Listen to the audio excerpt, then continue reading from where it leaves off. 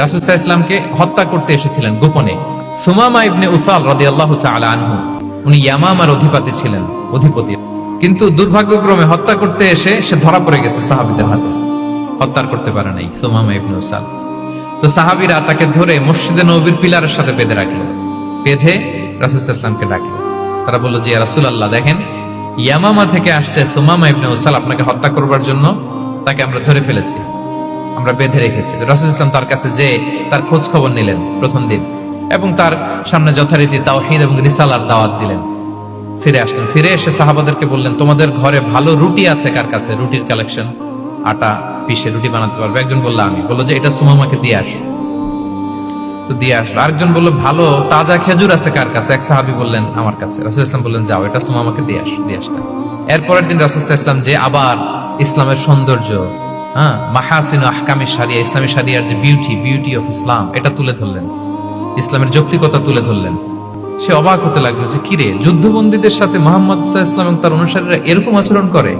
সে তো যুদ্ধবন্দী, এত সুন্দর আচরণ।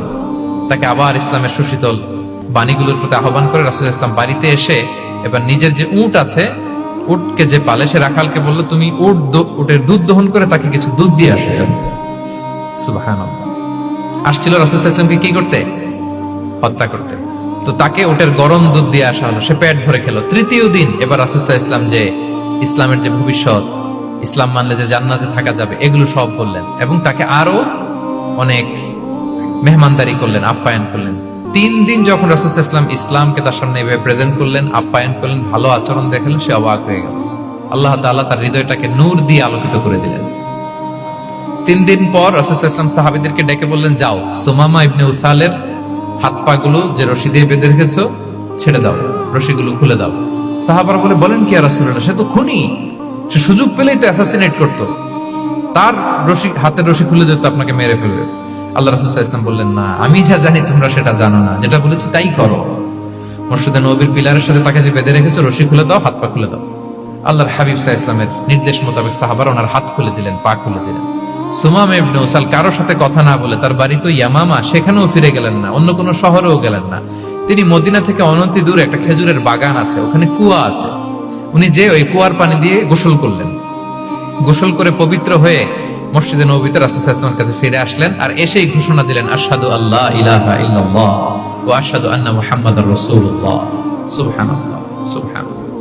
তিনি বললেন যে আমি সাক্ষ্য দিচ্ছি আল্লাহ ছাড়া কোনো ইলাহ নেই, আরো সাক্ষ্য দিচ্ছি যে মুহাম্মদ আপনি আল্লাহর প্রেরিত বান্দা এবং রাসূল। সুবহানাল্লাহ পড়বেন না সবাই? এবার তিনি বললেন, মুহাম্মদ, আপনার চেহারার চাইতে অপছন্দের চেহারা পৃথিবীতে আর দ্বিতীয়টা আমার কাছে ছিল না, কিন্তু আজকের পর থেকে আপনার চেয়ে প্রিয় চেহারা, আপনার চেহারার চেয়ে প্রিয় কোনো চেহারা আমার কাছে আর নাই। ইসলামের চেয়ে অপছন্দনীয় ধর্ম আমার কাছে আর ছিল না, কিন্তু আজ থেকে ইসলামের চেয়ে পছন্দনীয় কোনো ধর্ম আমার কাছে নাই।